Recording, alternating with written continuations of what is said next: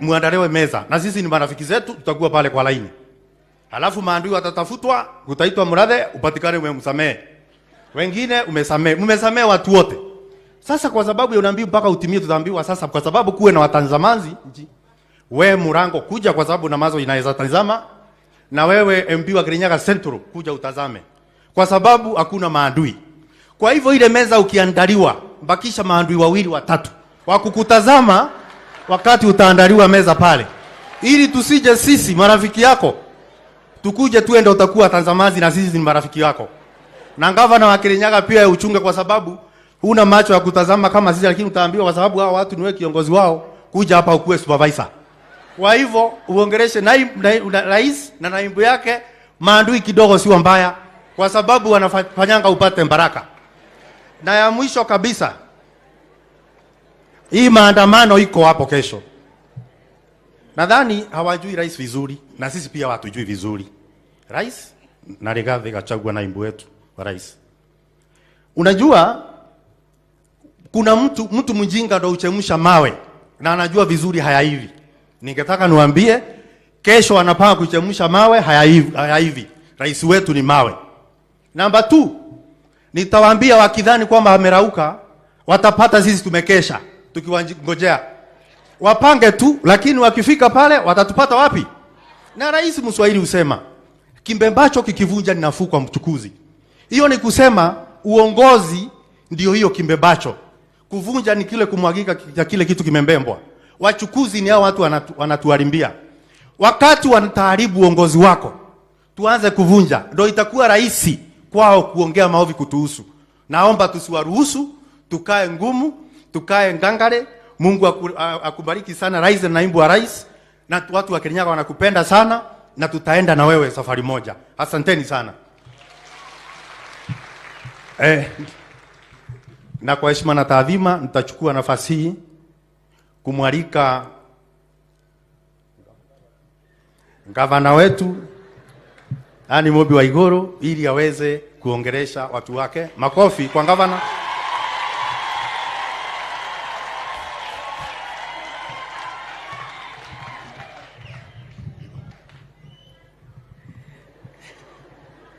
Nimeshangaa kidogo, alikuwa karibu anitupe nje achague dada yangu. The clergy, Your Excellency, the President of the Republic of Kenya, Your Excellency, the Deputy President, Senators, Members of Parliament, my colleagues, Excellency Governors, please forgive the protocol breach.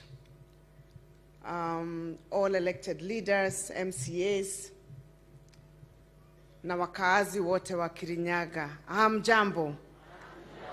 Ngai ni mwega. Na hende ciothe. Mimi Mheshimiwa Rais, ningependa kukushukuru sana kwa kukubali kuja kushirikiana na sisi katika ibada ya leo ya shukrani. Na leo tumesoma ya kwamba tuanze na shukrani. Kwa hivyo tunataka kushukuru sana na naibu wako kwa kuja. Kabla sijazungumza, ningependa kuwatambua wenzangu kutoka eneo la Mlima Kenya, my fellow governors who are here, and because they are from the region and because of their stature, I will ask Your Excellency that you allow me to give them each to greet the people of Kirinyaga and to bring the greetings from their counties. I would like to start with my sister kutoka Meru, Gavana Kawira Mwangaza.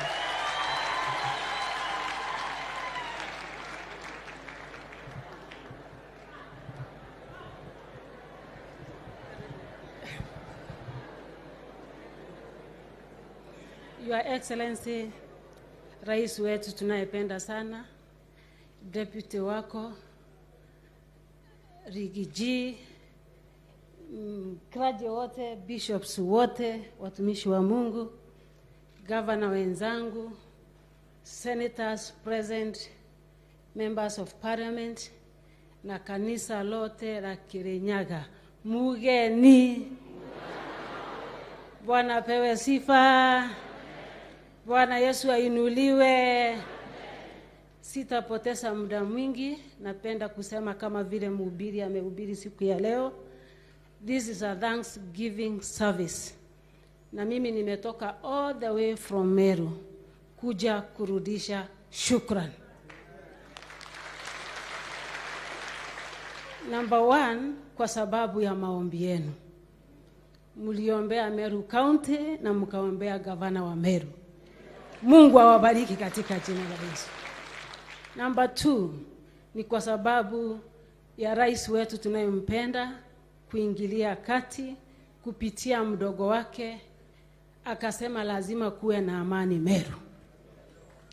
Na tunapoongea sasa tuko na 2 weeks Meru ikiwa imetulia.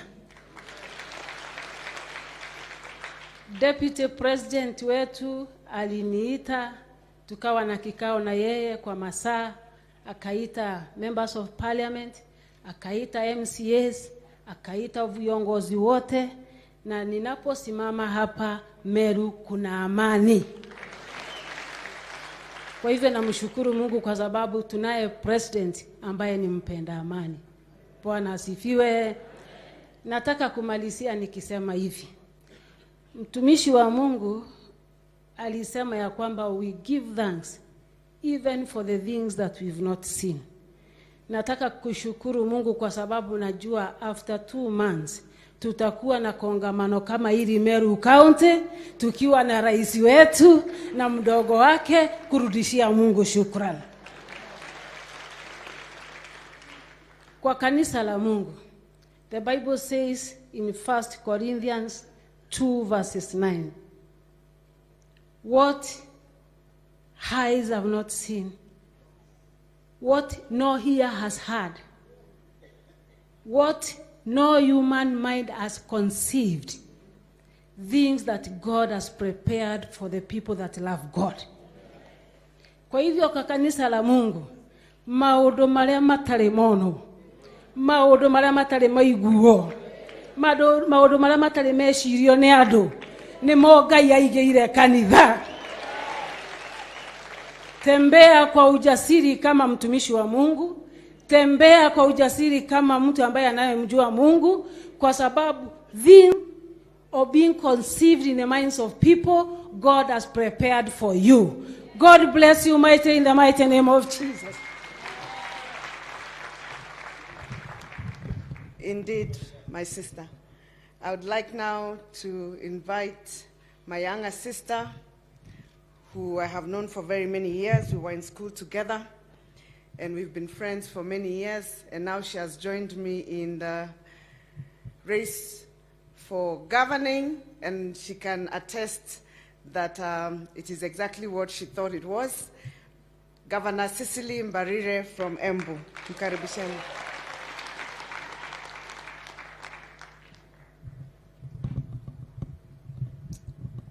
Thank you very much, Governor Anne Waiguru, the House of Clergy, Your Excellency, the President of the Republic of Kenya, Your Excellency, the Deputy President, all leaders present, na wananchi watukufu wa Kirinyaga, hamjambo? Mwega? Mwega renge? Ngedha isiarierare, Bwana asifiwe. Asante sana, tumeshukuru kuwa hapa. Your Excellency, we've come here because there's no difference between Kirinyaga County and Embu County. We are good neighbors. We live very well together. Embu town, a lot of business people, even in Embu market, are from Kirinyaga County.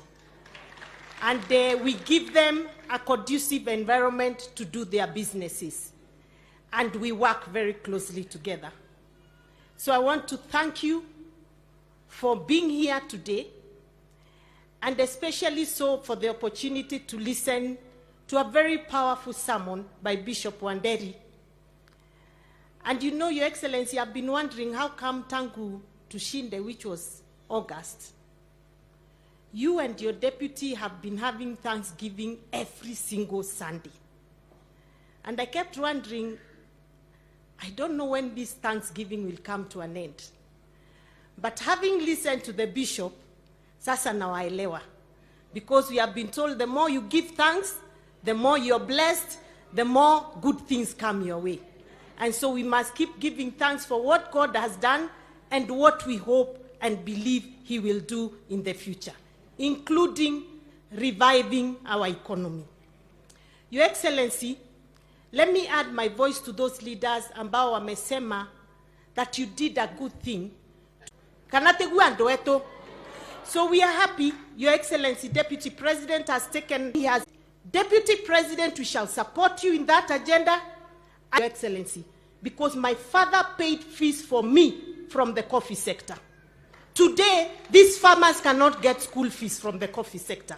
Kwa huo torauga na torera rigiji arute werata gweka wakati wao umefanya nini? The reason why it was not reform coffee and tea sector in the past is that every single person who was in power, especially if you are a minister of agriculture, farming, the deputy president, who spoke about tea and coffee and milk everywhere he went in Mount Kenya. We are happy we have a president who spoke about tea, coffee, and milk everywhere he went in this country. And so we know hawa watu hakuna mahali ya kwenda. Na hata Mheshimiwa Linturi aliniambia yeye hawatawahi muona. So please help us. Nitoetekaneria ndoeto. Asanti sana. Nuts. The only macadamia ambayo inaweza leave the country is processed macadamia. It was a good idea because the idea was to make sure of investment in macadamia. But what happened? They also created a cartel. The Chinese who used to come and buy 50, even 200 shillings a kilo for macadamia. Wakati wa rivurushwa, today, farmers are selling their macadamia hiko. Because at the end of the day, tulisema tunataka pesa mfukoni. There's some in Kirinyaga is Makutano Market. Kuna barabara ya Maumau inajengwa hapo, inaelekea towards Nyeri. We are requesting, Your Excellency, through your good office, that as they do that highway, the dual, ngenezewe, tuwekewe lami, ndio hiyo town ionekane mzuri, as a way of giving to our two counties. And Your Excellency, we also look forward that hiyo Maumau Road itakuja ipite Kirinyaga, iteremke Embu, iende Tharaka Nithi, iende mpaka Meru, because Maumau was for all of us. So tungetaka hata sisi tusaidike na Maumau. Finally, Your Excellency, you know, there's a way people want to distract you from doing the right thing. And I can see people have started distracting, but I'm happy you're not the kind to be distracted. Wameanza sasa maandamano. Wazungu kutoka Amerika wanaongea, sijui Jeffrey Smith anasema, we know how things happened and we know we won and I'm ready to give evidence. Evidence ambayo hawakupeleka kwa Supreme Court wainyamazie kabisa. And we want to tell Mzee Raila Odinga, you started maandamano in 1990s when I was in secondary school. 97 ukasema you are rigged out. 2007 you are rigged out. 2013 you are rigged out. 2017 you are rigged out. 2022 you are 5 times, my friend. Unaendelea tu, utaki kukubali kwamba umeshindwa. Let us tell him something, that you are now old enough to be mzee wa mboma, wa kupatia the other leaders advice. You are in your late 70s, for heaven's sake. how much longer will Kenya continue to suffer because of your actions? Tafadhali achana na sisi, pumzika. In fact, you should let people like Ina David Ochieng to take over the leadership mantle of Nyanza province. That is what is leadership. Na pia, Your Excellency, I don't know whether you know there was a meeting in Mombasa ya viongozi kadhaa na wanajijua, and I'll tell you their names. Nao ndio wana finance huyu mzee, na ndo tunataka kuambia hata wao wafanye nini, wakome. Na wakicheza, mimi mwenyewe nitasema majina yao. Muthenyari yo ari iguru parigisi matige gututhumbura kana atia. Ngai wa moya murathime. Your Excellency, you're most welcome. We are looking forward to seeing you in Embu on the 1st of June. Madaraka ndega korwa Embu na mambo mazuri kutoka serikali yako imeanza kuingia Embu. Tumefurahi sana. And watu wa Kirinyaga mmekaribishwa, na tutakuwa na stadium kubwa sana hapa Njokere. Njokere is right at the boundary of Kirinyaga and Embu. Kwa hivyo watu wa Kirinyaga pia watasaidika hapo, and we are very, very happy. Ngai amurathime muno na nitumwendete na mukaga Embu mutakuinaina ni kwenyu. Thank you. Thank you, sir. We will be coming to Embu without fearing. And now, finally, Governor of Tharaka Nithi, tafadhali mkaribisheni. He is also our in-law, Governor Mudhomi Njuki.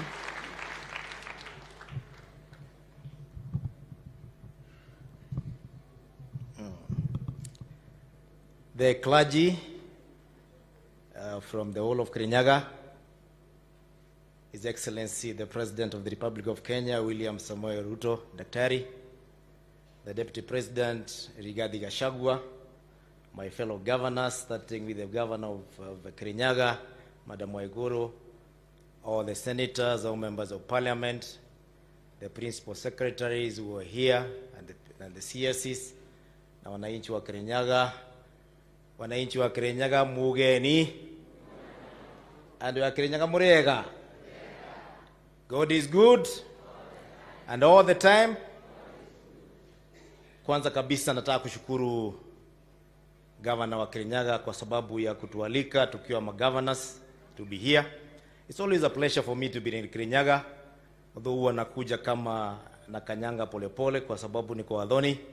But I want to give a testimony, His Excellency the President. The Kirinyaga people are great people, very good people. They are very good people until when you rattle them. That's when you'll know that they are not docile. They are just good people. His Excellency the President, mengi mesemwa kuhusu maneno ya kilimo katika Mount Kenya, and we want to thank you most sincerely first for giving us the ministries that touch even on that kilimo. The Minister of Agriculture, who is working in the whole country, comes from this region. You've gone ahead and given our Deputy President the opportunity to coordinate this very market of tea, coffee, and even milk. His Excellency the President, the pride of the people of Mount Kenya, since the time immemorial, is in their produce of coffee and tea, na hiyo ndio imejenga uchumi ya wale watu wote unaona wamepeleka watoto shule. But today, any business that does not have interest by the young people is a very hard business to progress. Vijana wetu ukiangalia kila pahali wako kwa biashara zingine. Ndio sababu we have very high level of unemployment, because when you're doing coffee and tea, you employ yourself.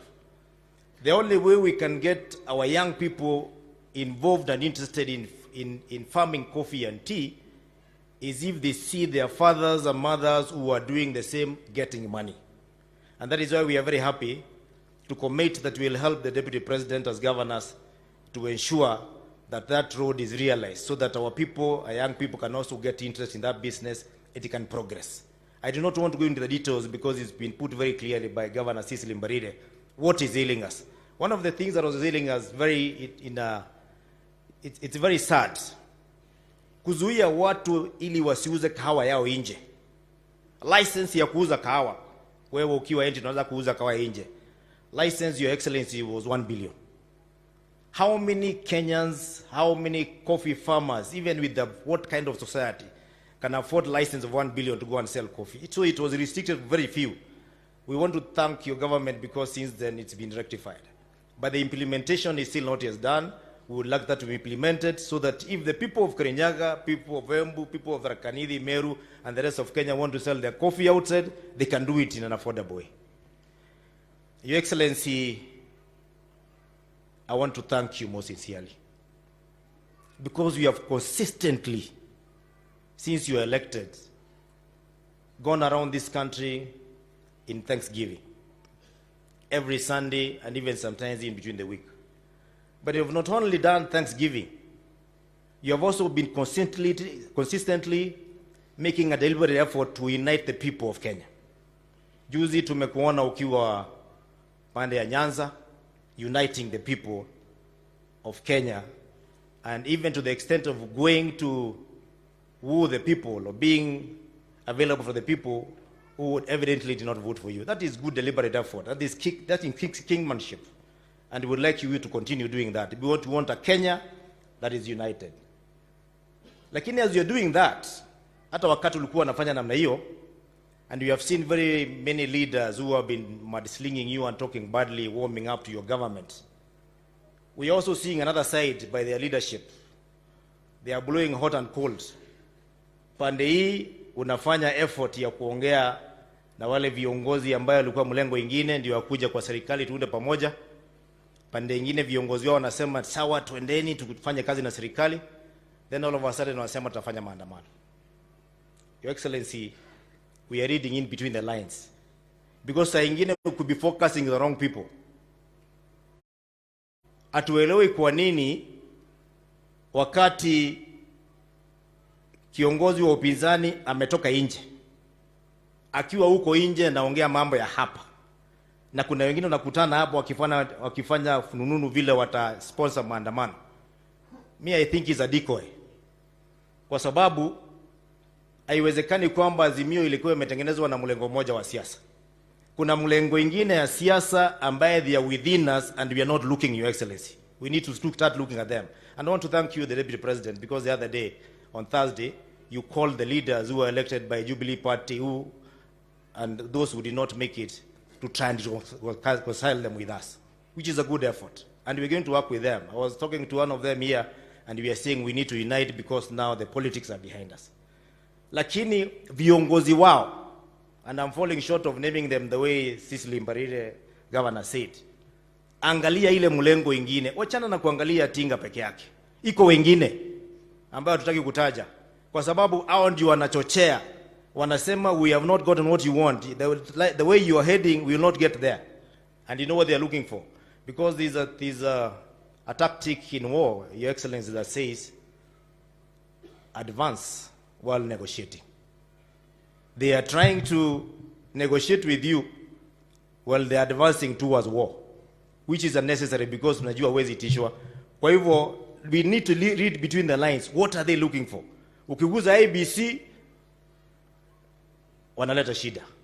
There's a possibility they don't want the IBC to be formed according to the law. They want to be involved outside the law.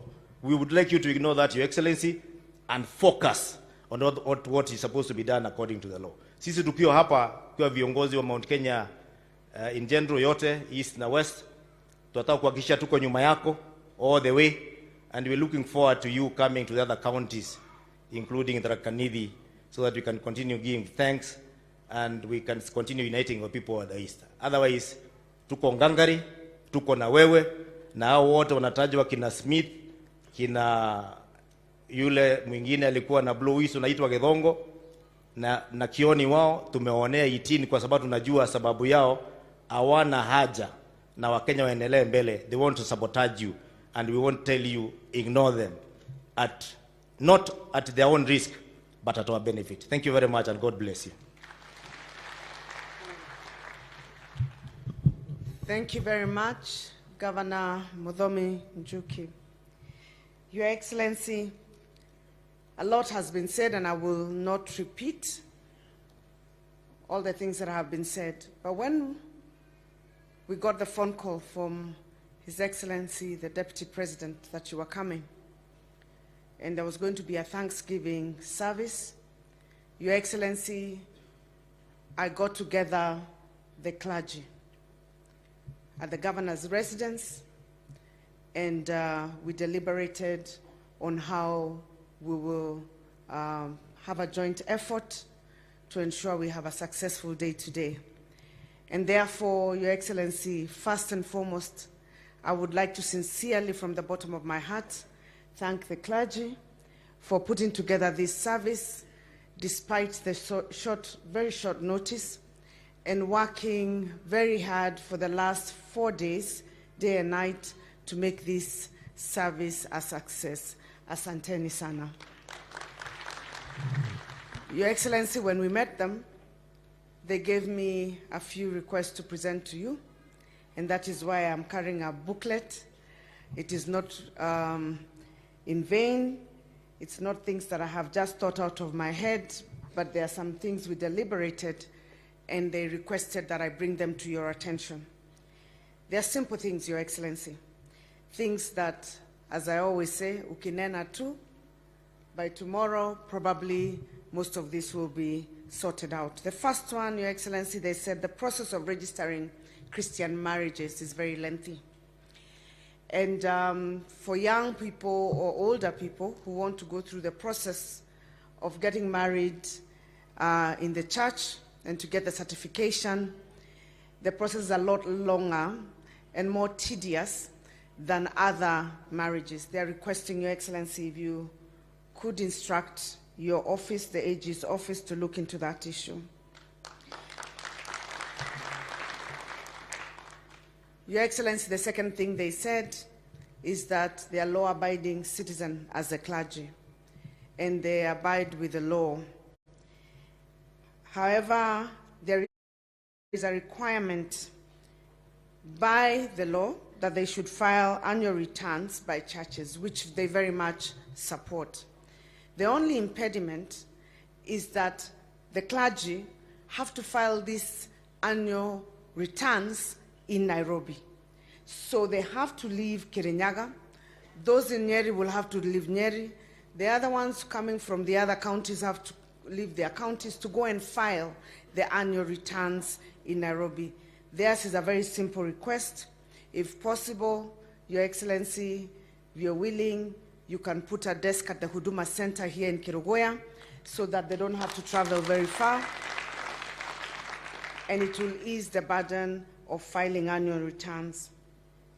The third, Your Excellency, is that they said they are very happy that you understand evangelism, you understand their role in uniting the people, and I would like you, Your Excellency, to support them with a missions tent, which they could be using when they are carrying out various missions across the county, and even when they go to other counties, so as to reduce the cost of preaching the gospel. Your Excellency, as a believer, I'm sure you know that by doing that, you will be fulfilling your own mission that Christ has given you to contribute to reaching to the corners of the world. So we're very grateful, Your Excellency, and we know that you will do that. The final one from the clergy, Your Excellency, is that they said that they've always had a place which had been designated but is not theirs and is not permanent, where they gather together as the clergy of Kirinyaga to pray, to fast, to retreat and listen to the voice of God. Your Excellency, they have had you going elsewhere in other counties and making some commitments or other in need to meet the needs of the clergy in those regions. For this Kirinyaga County, they have requested, Your Excellency, that they would really, really want to have a retreat center of their own, a place where they can meet and pray and listen to the voice of God. Your Excellency, on this one, mimi ni mtu mdogo sana, lakini nitakusukuma kidogo. I have committed to them that we will give them the land for the retreat center. And if we do that, then you, Your Excellency, wajenge your retreat center. So that way, halfway, I think we'll have achieved what the clergy would have wanted. I actually requested that they do this themselves, but they said, please, you're our governor. When you're there, kindly make this request. Your Excellency, on to governance and political matters. We also, when we were preparing for you to come, we met with the county leadership, we met with the elected leaders, and we agreed on quite a number of things, but many of which I will not talk about today because those are things that we will talk in other forums when we go to the Deputy President's office, when we go to the Minister's office. But I'll just mention very quickly the ones that are pertinent and that need your attention. Your Excellency, today we were taught Thanksgiving, na tunakushukuru sana kwa ile pesa ulitupatia ya canals. Tulipata barua kutoka kwa ofisi yako, 400 million, na NIB was instructed to start taking necessary action. Sisi kwa upande wetu, we promised you 200 million. In this year's budget, I put 100 million. And in July, I'll put another 100 million so that we can have reached the 600 to make sure the canals in the rice farms where we have extended zitafika na maji itafikia wakulima wote wa mchele kule Mwea. Your Excellency, kitu ambayo ilibaki na nilisahau siku hiyo ni ya kwamba compensation ilifanywa kwa wakulima wa Mwea ambao wako kwa main canal. Lakini wakulima ambao walipeana parts za shamba zao for the feeder canals hawakupewa compensation. So that one, I thought it is an important issue, and I would like to request, Your Excellency, that your government looks into it, NIB looks into it, so that as we go to build these canals, we don't face any challenges with the farmers. The second issue, Your Excellency, is an issue of a project you supported us to get when you were Deputy President, and that is the water and sewerage project under the African Development Bank. It was supposed to come from Kagumo, Kerugoya, Kutus, go through Kagio, and to Sagana.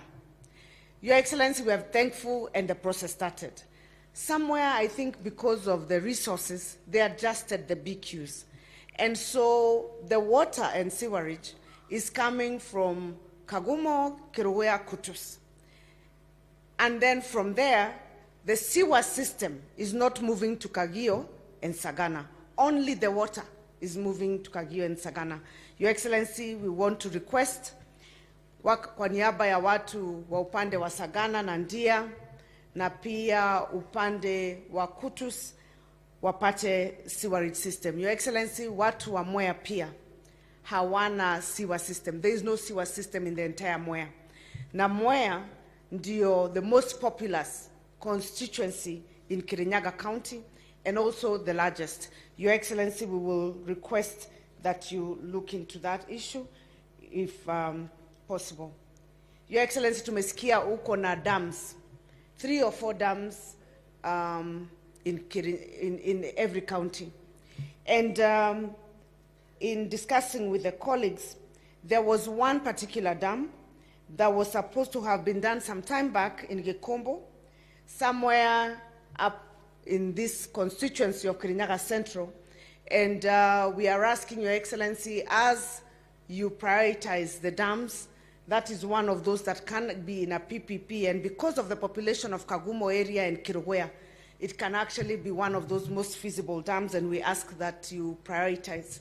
The other 2 dams, we agreed amongst the leaders that we met that those 2 other dams for Kirinyaga County ziende upande wa Mwea, upande wa uko South Ngariama, na uko chini Mwea East and West because of the dryness of the area. So Your Excellency, that was the request from the leaders on the dams.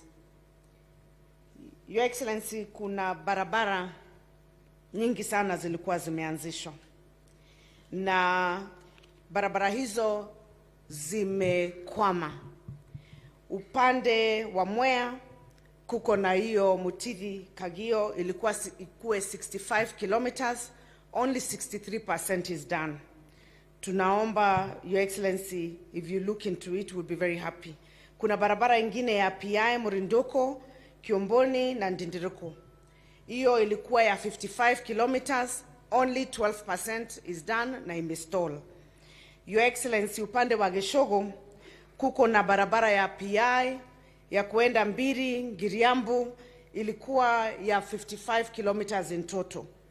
Only 5% has been done. Ilianza na ikasimama. Your Excellency, upande wa Central, huku Kirinyaga Central, kuna barabara ya Kerugoya, inaenda Rutue, Kianderi, Gatumbi, 60 kilometers. Iyo imefanywa asilimia 88%, halafu ikakwama, haikumalizika kabisa. Your Excellency, pia upande wa Ndia, kuko na barabara ambayo ilipeana wa kandarasi, ni ya Sagana, Kathaka, Vigoko, Mururi, Nyamindi, na ni 54 kilometers, na kazi ile ambayo imefanywa huko nadhani ni feasibility study kwa sababu report inasema ni 2%. Your Excellency, ningeomba ya kwamba tunajua pesa ni kidogo, lakini sisi tunaamini. Sisi ni watu ambao tunaamini. Mimi nakumbuka ya kwamba Yesu pia alikuwa ameshikwa mahali huko wewe. Alikuwa na multitude ya watu, walikuwa na njaa, walikuwa wamemsikiza. Vile sisi tulikusikiza wewe. Halafu hakuwa na kitu cha kupatia watu wake. Lakini kulikuwa na mtoto mmoja alikuja na samaki 2 na mikate 5. Na sisi tunajua wewe umepewa na watu wa Kenya na watu wa Kirinyaga na watu wa mahali pengine samaki 2 na mikate 5. Tunaamini ya kwamba hiyo pesa itakuja. Ukianza kugawa, itaendelea kuongezeka na utabaki na zaidi ya vikapu 12. Tuna imani. Kwa hivyo kama mna imani watu wa Kirinyaga, mna imani, sisi umesikia tuna imani. Kwa sababu tuna imani ya kwamba utaweza, ukianza kugawa, itaenda ikiongezeka na ubaki na vikapu zaidi ya 12. Ndio kwa sababu tumeleta maombi yetu ya kazi. Anza na kugawia Kirinyaga pesa za barabara. Utaona ukitupatia hiyo 1,000 bilioni 1 hivi, zitaenda zikiongezeka. Alafu ukipatiana pesa zingine za damu, utaona uko na zingine zaidi. Na ukimaliza kupeleka kwa Kandinyoro kule Murang'a, na uende kule Nyeri, na uende kule Western na Eastern, bado utabaki, tuna imani, baada ya miaka 5 na zaidi ya vikapu 12. Hiyo ndio imani yetu. So, Your Excellency, we are very grateful and we want to thank you in advance because we know that you will put the resources. Tumeambiwa leo tushukuru kabla hatujapewa. Watu wa Kirinyaga mnashukuru? Mnataka hizo barabara zijengwe? Damu tunataka hizo 3. Tunataka sewerage plant yetu imalizike mpaka upande wa Sagana na pia iende Mwea ikipitia Wanguru mpaka Makutano. Halafu vile tauni zetu tumeombewa pia na dada yangu sisi lizifanywe. Mumeamini ya kwamba akianza kutugawia, na nakuambia Your Excellency, hebu jaribu uone. Kesho andika cheki ya Kirinyaga barabara 1. Alafu uone kama Friday hautakuwa umepata zaidi ya kuongezea kule kwingine. Tunaambiwa faith is the object of the things that are not seen. Lakini tunajua ya kwamba sisi tutapata maombi yetu. You've always been very gracious to us. I want to finish by thanking you, Your Excellency. Nilikuomba utusupport na industrial park. Na Your Excellency, tunakushukuru sana kama watu wa Kirinyaga. Na korona turamushokeria ngatho netumuburire ruhi. Tunakushukuru sana because that will be a game changer, not just for Kirinyaga County but for the region. Your Excellency, we have put aside 250 acres of land. Previously, hiyo shamba ilikuwa imeibiwa. Nilienda kotini, tukangangana na tukairudisha kwa serikali. Title iko kwa Kirinyaga County. Your Excellency, nimeongea sana na mawaziri wako. I've been in every office, I'm sure they report lobbying for various things. Tayari tumepeana shamba 20 acres from there for the low cost housing unit, na tumeambiwa itaanza hivi karibuni. Na nikushukuru low cost housing ya Kerugoya tayari wamesign, watu wetu walikuwa wameshaitwa kule NHC, National Housing Corporation, and we hope that it will start anytime soon. Sasa hii ni phase ya pili ya kule Sagana, na pia kuna ingine ya upande wa Mwea. Pia katika hiyo industrial park tuko na sports complex, tuko na TVET, na tuko na social amenities. We want it to be a mixed use industrial center, a climate smart industrial center. Sisi tunakushukuru kwa kutuombea pesa wakati ambao ulikuwa kule Korea, na tutashirikiana na ofisi yako kwa sababu ya basic infrastructure. Tumetafuta investors. As I speak to you, we have about 10 interested investors already lined up. Katika siku ya Wednesday tutaenda na committees za MCA. We have booked an appointment with Tatu City. Tunaenda kuona vile industrial park zinafanana, ndio sisi tufanye upgrade zaidi kushinda ile ya Tatu City. Na tuko na appointment on Wednesday with our MCAs to go and look at Tatu City. Your Excellency, we have banks already lined up to finance the investors to set up the factories. Your Excellency, hata cooperatives mbili za Kirinyaga already are lined up to set up their coffee processing factories at the industrial park. Just what you have heard about value addition. So we thank you, and we thank you in advance for your support, and we look forward to working with you going forward.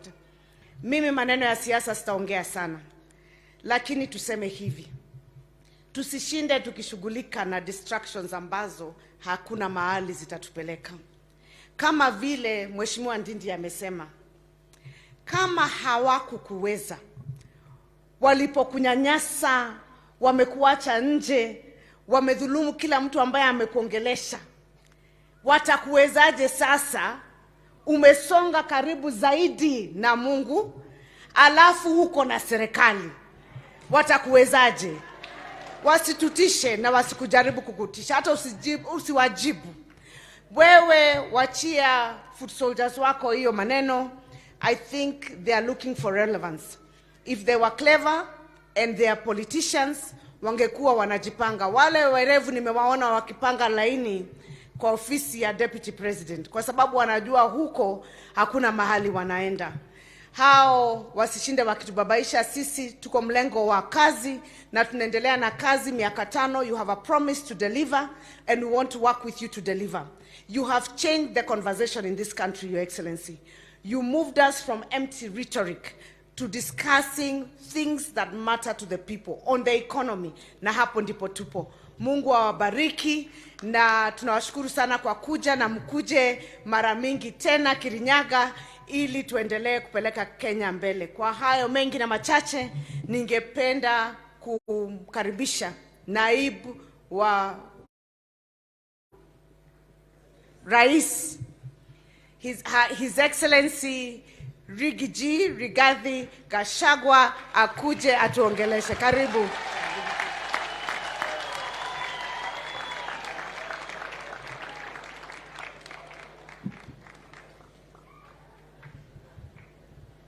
Thank you very much. Please be seated. Maaskofu wetu na kanisa, rais wetu mpendwa Mheshimiwa William Ruto, gavana wa Kirinyaga Mumbi Waiguru, magavana ambaye wametutembelea, waheshimiwa wabunge hasa wa hapa Kirinyaga na wale wengine ambaye wametembea, wageni wote ambaye wamefika hapa Kerugoya. God is good and all the time. Nisalimieni kwa haya. Mwathani agocwo. Mwathani agocwo rĩngĩ. Asante sana. Makasisi wetu, tumefika hapa kwa ibada ya shukrani. tukija kumsidikisha rais wetu mpendwa ambaye aliniagiza ya kwamba anataka kuja Kirinyaga, kwa sababu tumetembea pahali kwingi na ako na mpango wa kutembea katika kila county kwa ibada ya shukrani ya kumshukuru Mwenyezi Mungu kwa yale mema amemtendea yeye na ametendea Kenya, tukakuwa na ushindi na uchaguzi wa amani, na Kenya ikaendelea kuwa na amani baada ya uchaguzi. Na lazima niambie nyinyi ya kwamba hawa governor na Gachoki niliwapigia simu, kwa sababu pale hamkuwa kwa hiyo mpango. Wale ambayo wanampangia rais walikuwa wamepanga pahali ingine, lakini akaniita akasema, Sunday hii inakuja, roho yangu inasikia ninataka kwenda Kirinyaga kusema asante. Nikamwambia rais, naona notice mfupi, si tuende wiki ile ingine ndio nipatie wale nafasi ya kupanga. Akasema hapana, roho yangu inasikia nataka kwenda Kirinyaga this coming Sunday. Kama governor watashindwa kupanga, tafuta kanisa moja dogo tuende hapo, kwa sababu lazima niende Kirinyaga. Kwa hivyo governor na makasisi wetu nataka kusema asante. Within a very short time you have convened this very good service, na nataka niseme asante. And mimi sikuwa na wasiwasi, mimi naelewa watu ya Kirinyaga. Nimekuwa hapa miaka mingi, I've been here for a total of 9 years. Na nyinyi ni watu ya kazi. So nilijua notice ya 4 days is okay. Kama ni county zingine labda ningekuwa na wasiwasi. Lakini mimi naelewa watu ya hapa Kirinyaga, na nilijua ya kwamba hatutakuwa na shida hata moja. Adu wa Kirinyaga, muliokuwa adu aito? Happy New Year. Ni to gatho ndirage cokia. Ni mona jabe no itu. Ino ya kinya faranga tagati. Ni mona ya kinya wega. Ni mudio ni ya grade yo mono ni andu are. Ni andu a Kirinyaga nima, uria ni mwanjikire. Na jabe no ma. Twari handu acheke.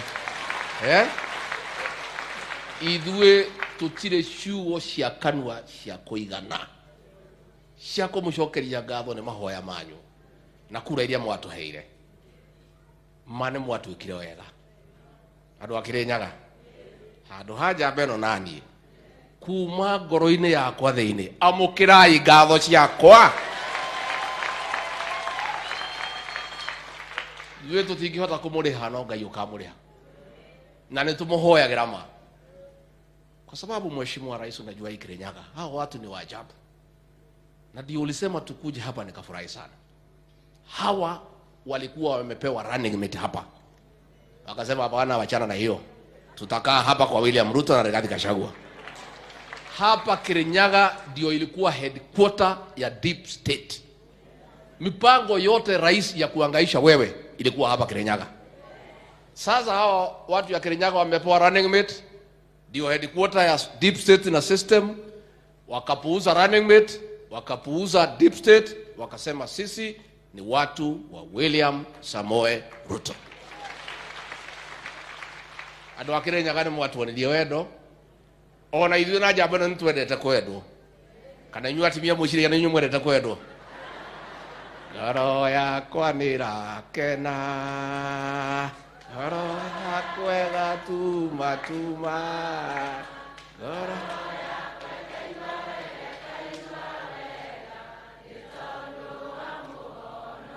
hau muno hau kono muhingure ngoro ya njamba ĩno ma nĩraigua wega na yakwa ĩkaigua wega muno.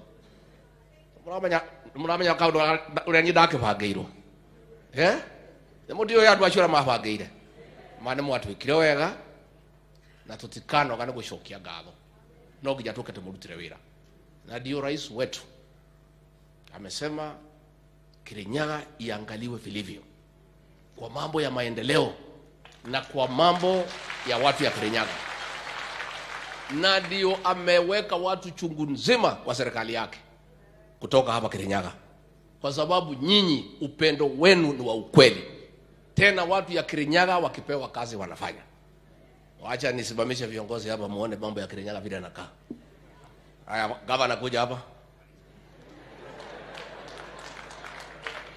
Wapi secretary to cabinet? Wapi PS? Wapi GK? Wapi Mheshimiwa GK? Wapi Jeremia Kamau? Wapi Hana Waitherero? Wanjohi Githae? Wapi Sam Gateri? Wapi Murimi Murage? Wapi Christopher Kenywa Wanjau? Hata Dennis Tube kuja hapa. Kuna wengine wanauliza ati wewe ni nani kwa serikali ya William Ruto? Si ni mzuri tuwaambie? Sasa rais wetu kwa mapenzi yake kwa watu ya Kirinyaga na kutabua nyinyi ni wafanyikazi na mnaweza kumsaidia kutimiza yale ambaye ameahidia watu wa Kenya. Huyu governor huyu Mumbi wa Iguru ambaye alichaguliwa kwa kura nyingi sana, rais kwa mlengo wake wa Kenya Kwanza akapendekeza na kuunga mkono akuwe chairman ya Council of Governors. Ewo ni wahora ga mushari cha magavana mole. So Madam Governor Kachi. Rais akatoka hapo. Mulikuwa na kiti hapa ilikuwa strong ya yule Karaja Kibicho. Si ndio? Tukiuka bego haona ke. Rais akaamua ya kwamba hiyo kiti aiongeze mamlaka ipande juu. Secretary to the cabinet, mwenye kupanga mambo ya serikali, mawaziri wote, mkutano wa baraza la mawaziri, yule ambaye anaushauriana na rais asubuhi saa 7 na jioni. Secretary to the cabinet ni mtoto wenu huyu anaitwa Mase Wanjau. Mpigieni makofi. Mwebere kamutiri bere. Kachini secretary to cabinet. Akatoka hapo akapeana kiti ya principal secretary ya correctional services katika wizara ya interior, na huyu Mary Mudhoni kutoka hapa Gishogo hapa pahali nilikuwa ndio principal secretary wa correctional services. Ndio huyo, mpigieni makofi. Akarudi hapo akajua mlikuwa na barabara mingi sana ambaye zilikuwa zinaendelea, na mnajua tumepata matatizo kwa sababu tulikuta store yetu hakuna kitu. Hata panya walitoroka, hakuna kitu ya kukula. Sasa akaona mpango ya maendeleo ya barabara za Kenya. Chairman wa kamati ya transport na barabara katika Kenya ni huyu Mheshimiwa GK Kariuki, huyu wadia. Pigeni ya makofi.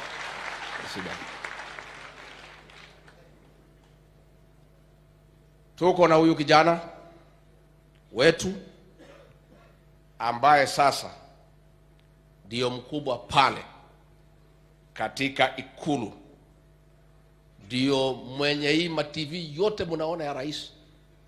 Mkiona picha ya rais hapa natoka mzuri, mwenye kujibu ni huyu. Tumekubaliana? Huyu ndio mwenye pale kwa Ikulu ya rais, na mambo yote ya rais na mimi ndio anatupanga picha namna hii. Sasa huyu anaonana na rais asubuhi saa 7 jioni. Sasa ukipata maneno ya Kirinyaga pia ukipanga picha unamnongonezea rais, Kirinyaga anasonga. Ndio huyu kijana anaitwa Sam Gateri. No Wanjohi huyu. Alafu tuko pia na huyu anaitwa Sam Gateri, pia ako pale katika Ikulu akisaidia rais kwa mambo ya communication, is one of our senior officers, mambo yote ya communication ya rais wetu. Alafu kutoka hapo tuko na wapi Itombe. Kwanza mimi hii baada ya shukrani nataka turudishe shukrani kwa hii kijana dhati ya kwamba ako uhai. Huyu kijana Jua hii watu ya Azimio wanamkemea ati wewe ni nani kwa rais. Huyu ofisi yake inaitwa come here go there. Huyu ni mtu ya rais ya mkono. Hana ofisi yote pale, lakini ndio mwenyewe. Anapanga hapa, anapanga hapa, anapanga hapo, anapanga hapo. Na Your Excellency, tukiwa hapa Kirinyaga tunasema asante kwa Mwenyezi Mungu. Huyu kijana alikuwa amepangiwa kuuawa. Si mnajua? Na amri ikatoka. Na Kinoti akatumana, akachukuliwa. Akawekwa kwa gari. Akiwa pale kwa gari, wakampiga, wakamtoa makucha, wakamuumiza kwa magoti, wakamfanyia mambo ya kinyama. Akiwa pale kwa gari, askari wanaulizana, tumuue namna gani? Askari mmoja anasema, wacha tuende pale kwa container iko hapa hili, tumpigie risasi hapo, akwishi. Mwingine anasema, hapana, hiki kijana ni mbaya sana. Wacha tupeleke Abadea, tutupe kwa fisi, akuliwe na fisi. Mwingine anasema, hapana, tupeleke Rivayala.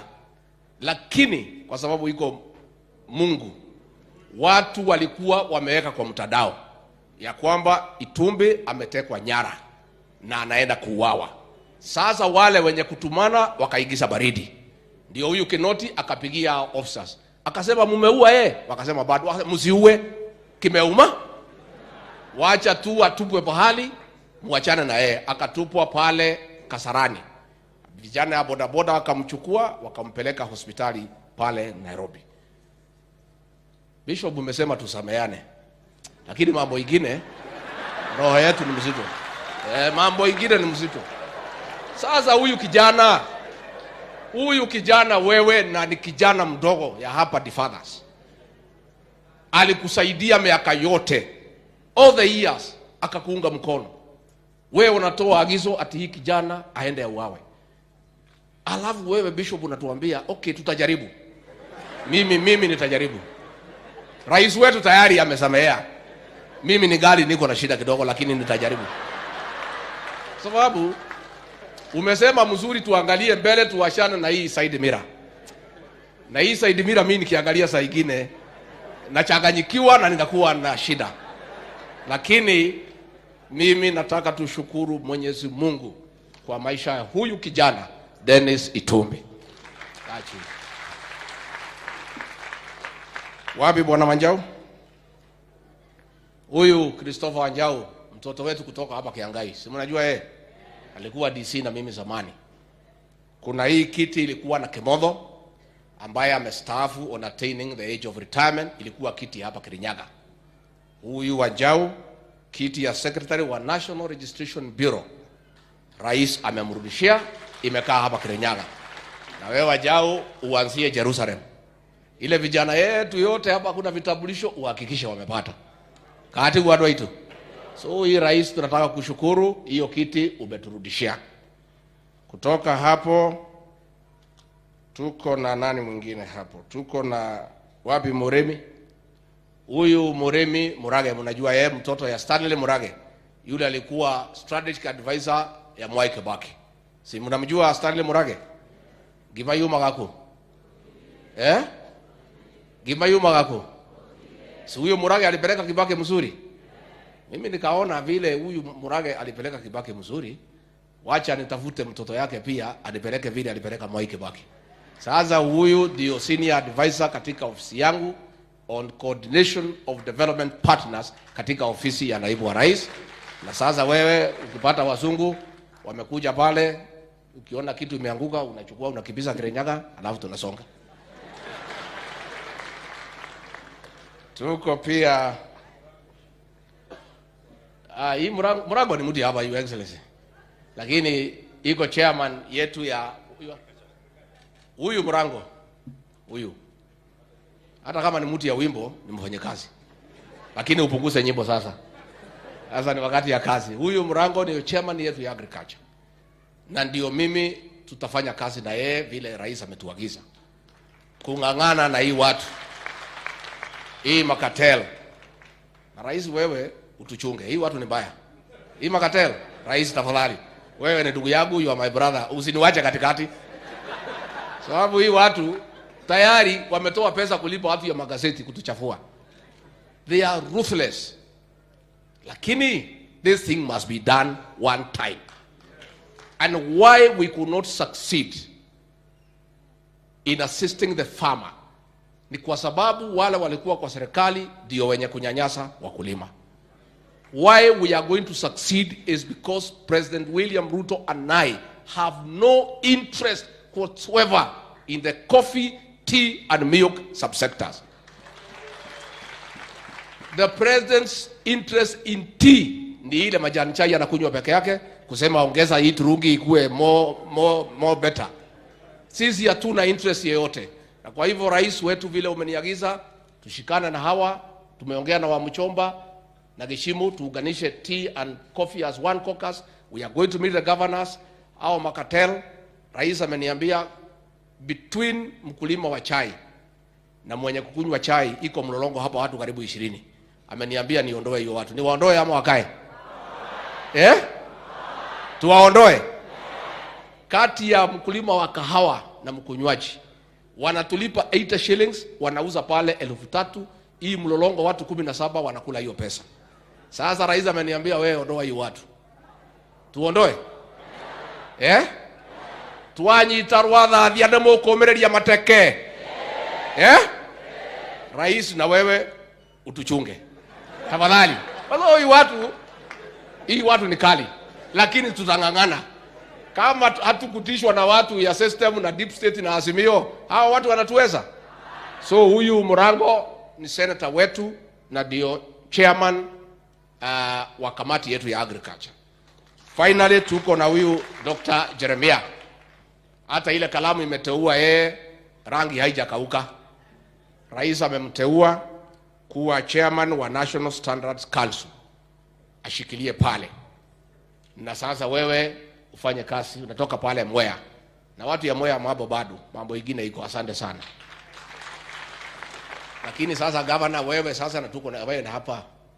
Naona governor saa ingine wanachanganyikiwa. Wewe unasema rais ajenge retreat center peke yake, apate baraka peke yake. Sisi tutatoa baraka wapi? Na unajua rais anatupenda lakini baraka hawezi gawia sisi. Kama ni pesa angetugawia.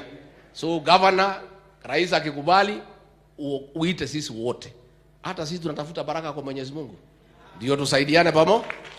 Kwa hivyo watu ya Kirinyaga, adu wa Kirinyaga jamaneno.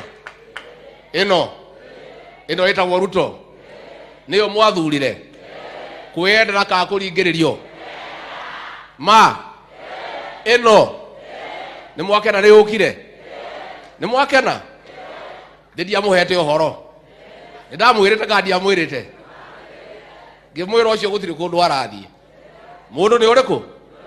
Na rais wetu tunakushukuru hapa katika Mount Kenya. We made a conscious decision to support you. Not because you had an arrangement with Uhuru Kenyatta, no. Not because you are college, no. But because you have a pragmatic, clear strategy to revive our economy and put money in our pocket. That is why. And so far, Your Excellency, you have started well. Na ndio nataka kuambia huyo mzee ya maandamano. Tafadhali, please. Enda tafuta wenye walikuwa na kuunga mkono. Wachana na huyu rais wetu. The president is busy, he has work to do. Wewe umeenda umetafuta mzungu pale naitwa Jeffrey Smith, ni mfanyikazi yako. He has a contract with you. He is a consultant. Unatuambia ati yako ati whistleblowing. Didi amesema filimbi ilikuwa kule kwa World Cup. Hii filimbi ni nini unafanya nayo saa hii? What you are doing, tunakuonea 18 wewe mzee. Wewe. Tunakuonea 18. What you are doing is what you have done all the years. 1997 ukashindwa na Moi. Ukaleta kisirani, ukamutisha nini, ukaitwa. You came to government through cooperation. Ukakuja, ukaharibu serikali ya Moi. Aliharibu wako haribu. Katoka hapo 2007 tukakulima na Mwai Kibaki. Ukaenda nyumbani. Ukaleta shida, ukaitwa. Ukakuja through nusu mkate, ukatatiza serikali. Ukakuja hapo tukakushinda. 2013 ukajaribu kuleta shida. Uhuru akitaka kuita wewe, huyu alikuwa deputy yake akamwambia hapana, wachana na hii mtu, atatuharibia serikali. 2017 tumekushinda. Umeleta kisirani, umeuzia Uhuru uoga. Si alimuuzia? Sasa Uhuru akanunua uoga, akamuita kwa serikali kwa handshake. Aliharibu serikali yetu wangu haribu. Tukakwama. Unga ikatoka 90 shillings mpaka 230. Deni ikatoka 2 trillion mpaka 10 trillion. Vijana milioni 6 hawana kazi. Watu CRB 14 million. Barabara zote zikasimama. Everything wewe Raila ukiwa na Uhuru mkaharibu everything. Mkatuachia nchi hakuna chochote. Nikasema pale Kasarani mkasema mimi ni mjeuri. Ati nisiongee mbele ya wazungu. Kwani wazungu si walikuwa hapa tukawafukuza? Kwani mnawaogopa? Si lazima tuseme ukweli. Sasa hii maneno unalete tunakujua. Unataka atikulete namna hii ati utuzie uoga ati tukuite. Ati vile tulienda hapa Nyanza juzi ati unafikiria tunaweza kuita wewe. Wewe hapana uzia huyu rais wetu uoga. Ino ni chuma guru. Ati huo. Noyo ndo yako haja kiemwe. Rais wetu nakuomba kwa niaba ya wale tunakusaidia. Hii mambo ya hii mzee tuachie. Dawa ya hii mtu ni mtoto ya maumau. Wewe kaa kando. Kaa kando. Wewe rais please endelea na mambo ya uchumi, utusaidie, mambo ya Hustlers Fund utusaidie, utafute pesa ya kulipa barabara, uniunge mkono na hawa utusaidie mambo ya chai, kahawa, mchele tusaidie. Mambo ya hii mzee wewe kaa kando. Wewe kaa kando. Neguo. Hii mambo ya mzee tukiwa na hii akina Dede Waiguru wachia sisi. Lakini hatuwezi muacha wewe rais peke yake ndio utakaa kando. Huyu mzee tunamjua. Na mwenye kutuma na kuwapatia pesa anajulikana. Hata hii mbuge alikuwa ya Daragwa. Mwenye kutuma yeye tunamjua. Na wewe unatuma hii mjumbe ya Daragwa. Si uongee wewe tukujibu. Mbona unatuma huyu mtu? Si uongee. Unamtuma ya nini na hiyo lugha ni yako? Hiyo lugha ya kuunganisha watu. It is you, we know you. We see you. We understand you. Don't say that fellow from Daragwa. Talk yourself. And we are here. Tumanyana na wewe. Huyu William Ruto, huyu president wetu, one of my duties as deputy president is to protect his leadership. Na hakuna mtu ambaye atagusa yeye. Na rais tafadhali wachana na mambo ya huyu mzee, tuko hapa. Kuanzia kesho tutapanga na hao vile tutakaa na hiyo watu. Na hiyo maneno ya kupambana na hao tunajua hiyo.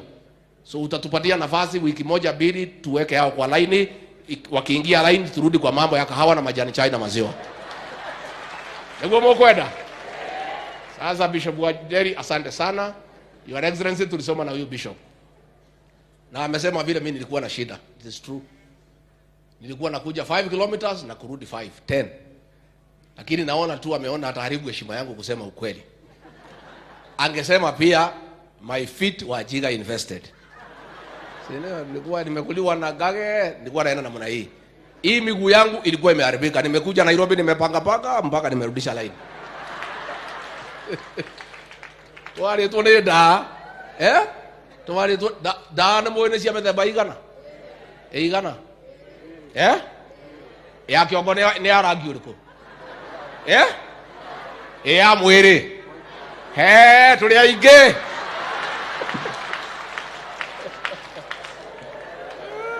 Sisi Bishop, sisi tunatoa shukrani.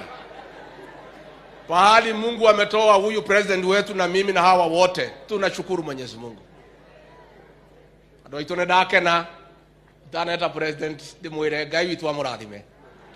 Amwike wega. Murore magukumia. Amwararamirie mihaka. Amugitire kuma kwi ndwari. Mĩciĩ yanyu yurage irathimo ihiana mbura njega. Gwenda inyuothe mũkĩre twamũkĩre President William Samoei Ruto. Karibu bwana.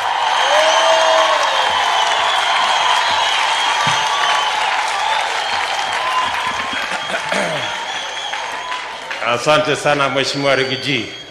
Tafadhali tuketi chini. Asante sana. Asante sana. Viongozi wetu wa kanisa, maaskofu, wachungaji, pastors mlio hapa, ndugu viongozi wote wenzangu wa hapa Kirinyaga na Kenya mzima, wananchi wa Kirinyaga na Wakristo, hamjambo? Ando aito muriega. Bwana Yesu asifiwe. Amen. Munisalimia hata na huko nyuma, Bwana Yesu asifiwe. Hey. Kweli naona mmekuja.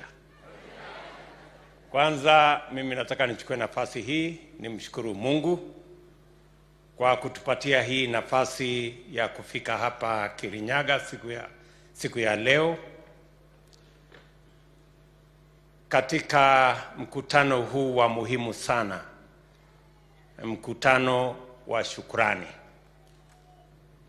Na niwashukuru viongozi wote wa hapa, hasa waliotuongoza katika ibada na wananchi wengi mliofika leo. Tuwe hapa tumshukuru Mungu kwa mambo mengi ametufanyia kama Wakenya na kama watu wa Kirinyaga. Asanteni sana kwa kutukaribisha hapa.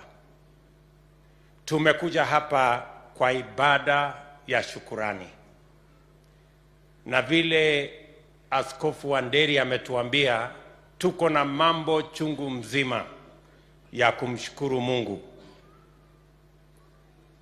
Tulikuja hapa kwenu tukiwa ni watu ambao walikuwa na matatizo mengi, tukaomba kura yenu, mkawa na imani, mkatushikilia, mkatupatia kura zenu. Leo tumefika hapa kumshukuru Mungu na kushukuru nyinyi watu wa Kirinyaga kwa kura zenu. Asanteni sana.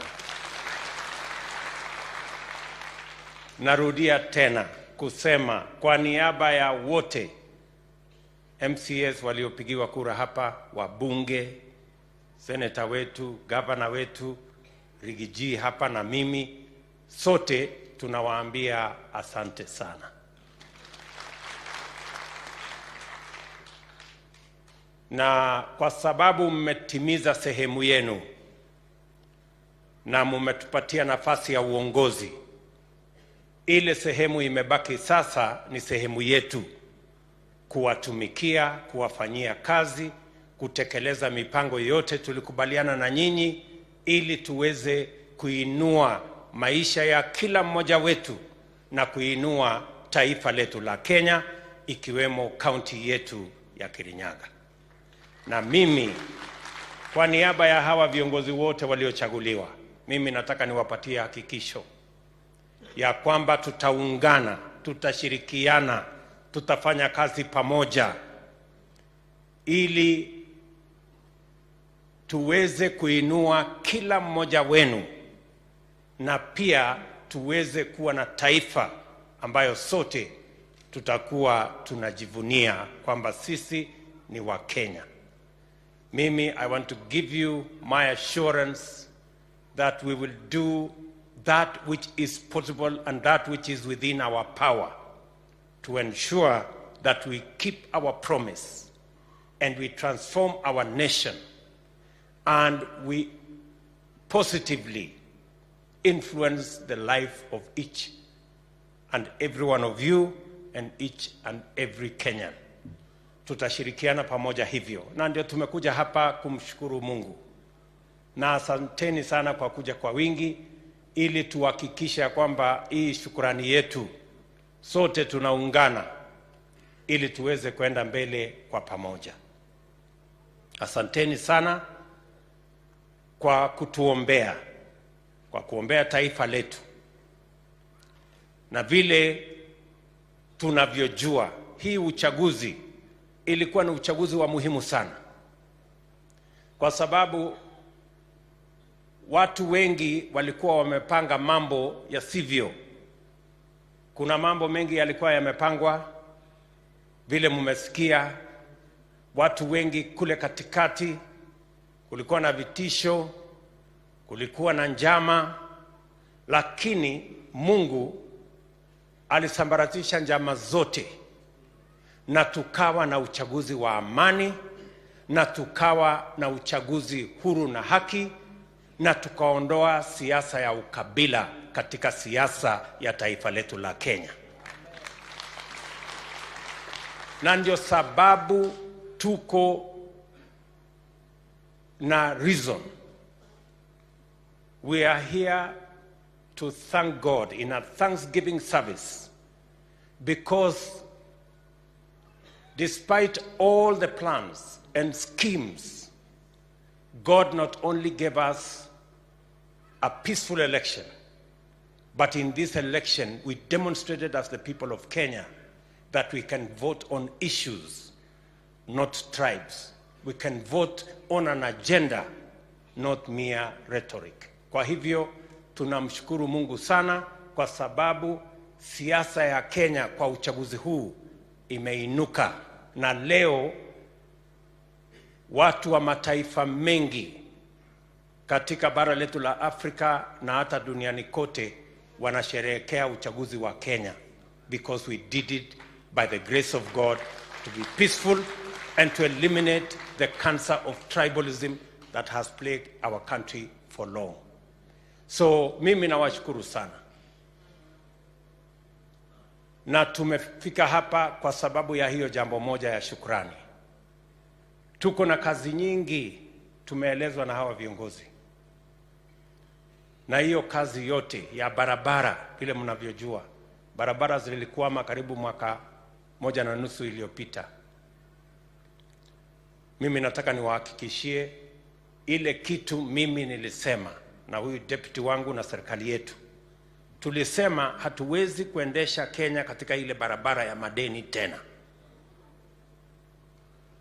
na tutahakikisha ya kwamba tunaweka uchumi yetu mahali ambapo hatutakuwa na madeni.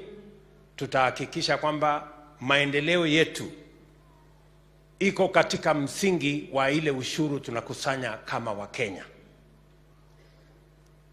Tuko na pesa ya kutosha. Tukikusanya ushuru, kila mtu alipe kodi mahali inafaa alipe taifa letu. Pale kulikuwa na uzembe ya watu ambao hawataki kukusanya ushuru. Tukawa na watu ambao walitumia mamlaka kuondoa ushuru kwa watu wengine, kwa sababu huyu ni rafiki wa ule asilipe ushuru, kwa sababu huyu ni mtoto wa ule asilipe ushuru, kwa sababu huyu ni ndugu ya ule asilipe ushuru. Hiyo maneno tumesema Kenya haitakuwa animal farm. Kila mtu atalipa ushuru, mdogo na mkubwa. Na ndio tumesema pale kwa kulipa ushuru, mimi ndio nitakuwa number 1, Rigathi number 2, wengine wafuate mpaka kila Mkenya, kwa sababu haiwezekani kwamba Mkenya wa kawaida analipa ushuru, wale wadosi wanatafuta njia ya kukwepa kulipa ushuru kwa sababu wako na uwezo wa kisiasa ama wa kiserikali. Haitafanyika tena. Every citizen is going to pay their part of tax so that we can run our country on the basis of our own resources, and we can eliminate the cancer of debt that is threatening to destabilize our economy. Tunaelewana jameni? Na ndio mimi nawashukuru sana, na nataka nimshukuru yule aliombea uchumi wetu. You spoke so well and you spoke for us. So tutashirikiana namna hiyo. Na vile vile tumesema mambo yetu ni matatu. Kwanza ni lazima tusimamishe uchumi wetu. Our first assignment is to consolidate our economy, to make sure that our economy is on sound footing. Na jambo la pili ni kuunganisha Wakenya wote. Mimi nawashukuru. Mimi nimeenda na nimesema kwa taifa letu la Kenya ndio tuweze kuondoa kasumba ya kisirani ya ukabila na chuki. Tumesema serikali hii ambayo tumetengeneza kwa mapenzi ya Mungu, tutashughulikia mahitaji ya kila Mkenya. Yule alitupigia kura, hakutupigia kura, bora ni Mkenya analipa ushuru, serikali hii tutafanya kazi bila mapendeleo. Ndio tuweze kuondoa siasa chafu ambayo imeharibu taifa letu kwa muda mrefu. Na ndio mimi nawauliza ndugu zangu, sote tutembee pamoja.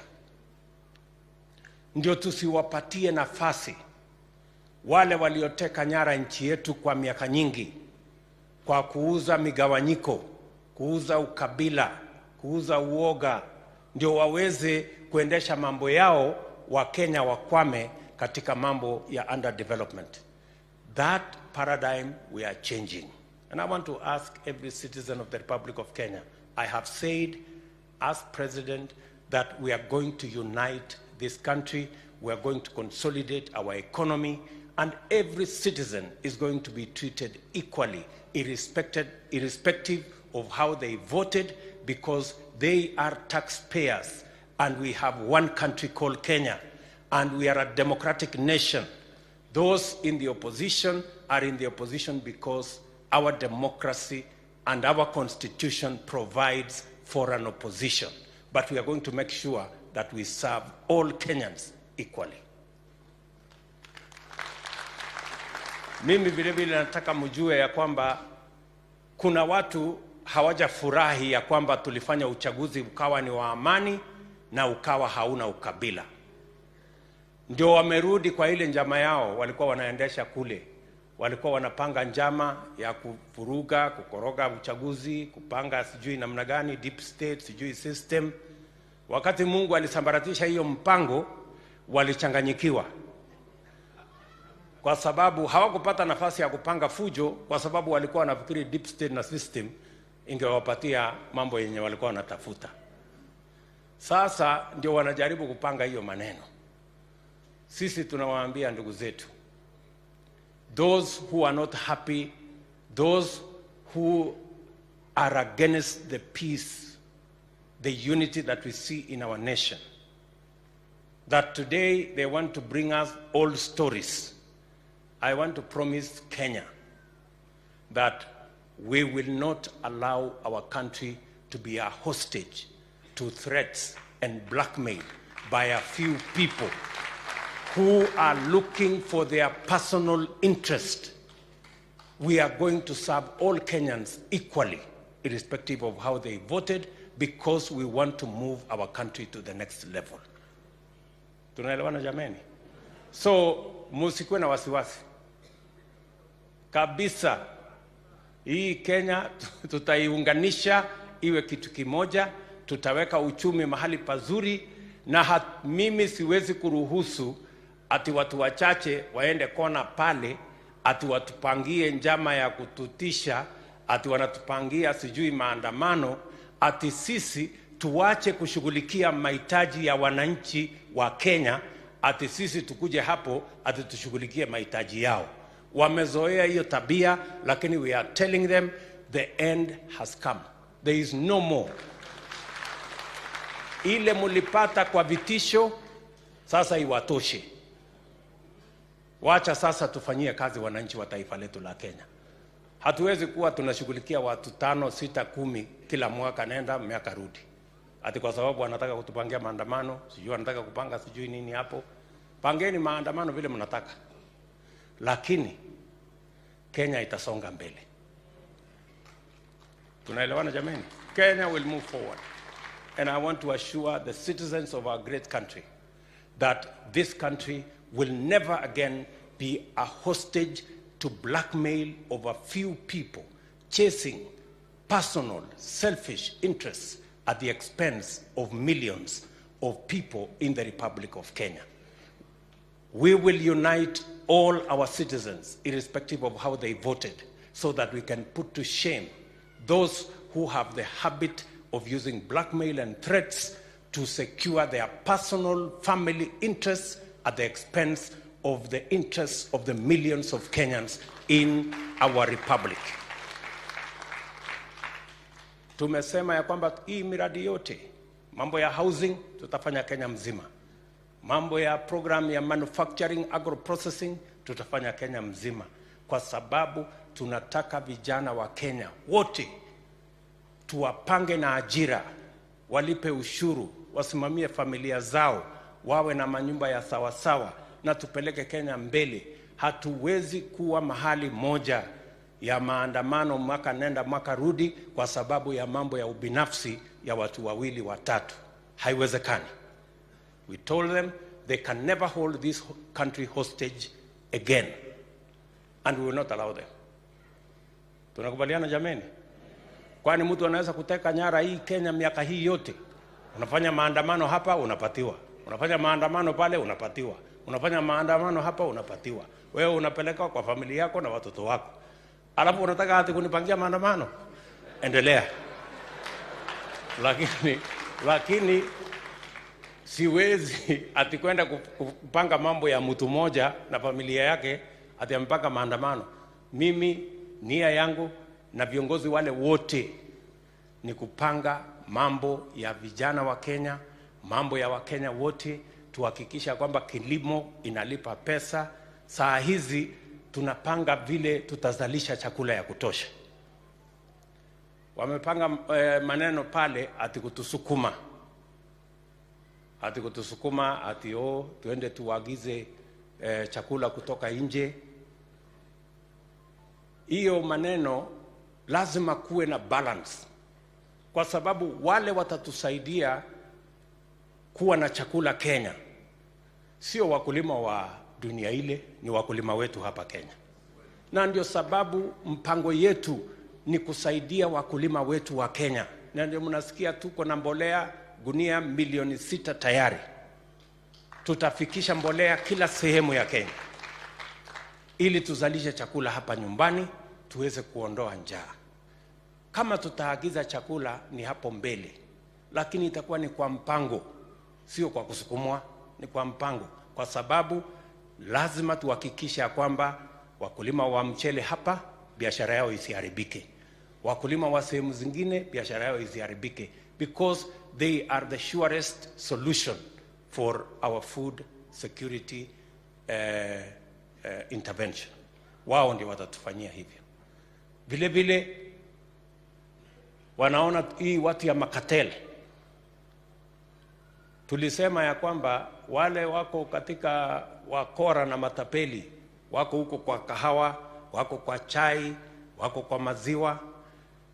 Sasa ati wao ndio wana finance hii mambo ya maandamano, ati kwa sababu tumesema tutafukuza makateli. Wapange maandamano kwa wanataka, lakini kwa kahawa na chai na kwa maziwa watatoka. Yes. Sindio? We are promising them they can finance whatever they want to finance. But our farmers can no longer be the slaves of brokers and cartels who have taken hostage our markets. And Mr. Deputy President, you have my very clear instructions on what you need to do. Unajua hii kazi ingefanywa na mawaziri, lakini unajua hii makatel na hii watu mabroka ni watu wako na ujeuri mingi, na ni watu wako na ukora mingi, wanaweza kuzungusha mawaziri. Ndio nikamwambia wewe Deputy President, rungu yako ndio ile kubwa, tandika hii watu na wahame wakihama na waende wakiandanga,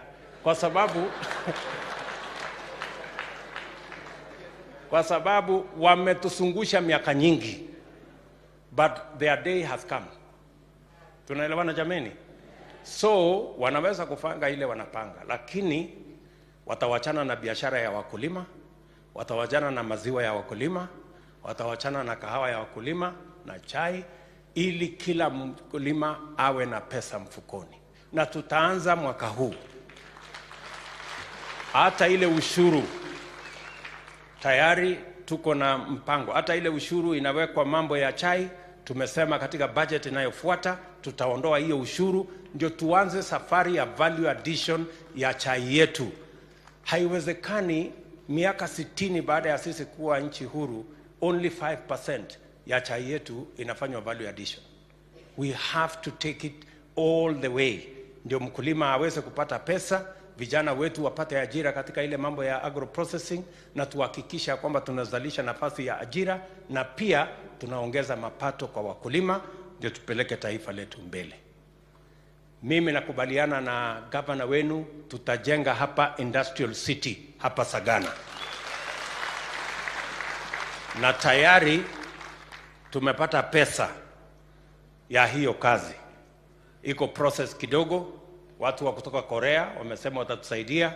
Mbali na hii industrial city hapa, tuko na industrial city ingine pale Naivasha, tuko na industrial city ingine hapa Nairobi, tutapanua industrial city Mombasa pale Dongo Kundu. Tuhakikishe ya kwamba tuko na soko ya mazao yetu na mkulima anapata dhamana in the value addition and agro processing value chain to ensure that we benefit from ile mazao tuko nayo hapa nyumbani. Kwa hivyo tutashirikiana pamoja na nyinyi. Mambo ya cotton, vile mama wetu alisema kule Mwea, tuko na hiyo mpango. Mambo ya irrigation, mumesikia imesemekana hapa kwenu almost 73% ya kule Mwea haina maji ya kutosha, na ndio tumesema tunaweka mpango ya dams. Na mkisikia nyinyi ambao ni representatives wabunge, mimi nataka niwaulize wabunge, bora mmesikia tunasema iko dam, wewe usingoje next morning uko kwa ofisi ya waziri, kwa sababu sasa sio ndio kazi ya representation. Sasa hii mambo yote, mambo ya serikali yetu ambayo tumeunda pamoja na nyinyi, nyinyi msingoje Rigiji afike ama msingoje ile. And I am very happy that watu wa Kirinyaga, nyinyi si watu wa kungojea. Nimesikia report watu wa Kirinyaga walikuwa kwa hiyo ofisi, endeleeni namna hiyo. Hiyo ofisi yote, wale watu wako kwa hiyo maofisi, msiwapatie amani mpaka mpate haki yenu, si ndio? Na ndio sababu tumewaweka pale ili waweze kuwahudumia. Tutakuwa tunapanga, wao wana implement pamoja na nyinyi mkifuatilia. So tutashirikiana pamoja na hivyo. Kwa viongozi wetu wa kanisa, ile maombi nimesikia kupitia kwa governor wetu wa hapa Kirinyaga. Naona mmeshukuru kwanza kwamba kwa ile appointment ya kuja kuniona kule. Sasa hata vile ya kupanga itakuwa ngumu, kwa sababu sasa mmetanguliza shukurani. So nitapanga hiyo maneno. Mambo ya yenu ya kufile returns, mumesema ya kwamba mnataka hiyo kufiling returns ya kanisa ifanyike karibu hapa kwa Huduma Center. We are going to make it even better. Hakutakuwa hata na haja ya kwenda kwa Huduma Center. Bora uko na simu na uko na internet, utakuwa unafanya hapo nyumbani kwako. Kwa sababu sasa tumesema we are digitizing all government services. Sasa services yote ya serikali itakuwa kwa mtandao. Wewe una file returns ukiwa kanisani hapo, unafinya tu, mambo inaisha, alafu tunasonga mbele. We are also going to see how to make sure that matters marriage is also simplified. Ndio kusiwe na bureaucracy mingi na mambo mengi ambayo hayana maana. Kwa mambo ya tent, nimeshakubali ya kwamba nitawatafutia tent kubwa na viti.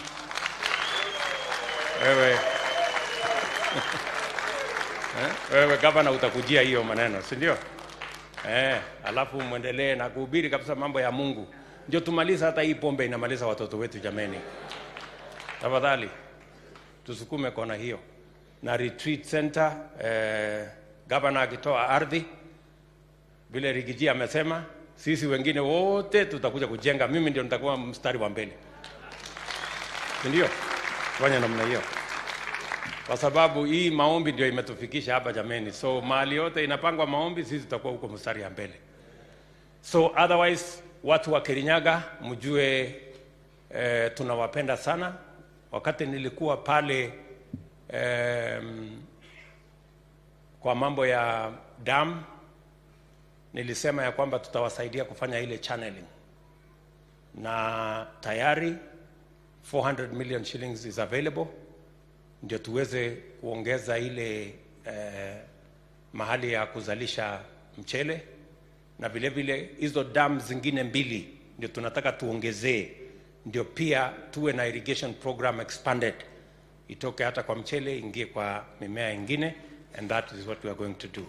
So ndugu zangu watu wa Kirinyaga, na washukuru sana, na wapenda sana, na watakia baraka ya Mungu. Endeleeni kutuombea, na mkirudi nyumbani msalimia watoto wenu, familia zenu, na kila mmoja wenu. Mungu awabariki na awajalie. Asante sana. God bless you. Thank you very much.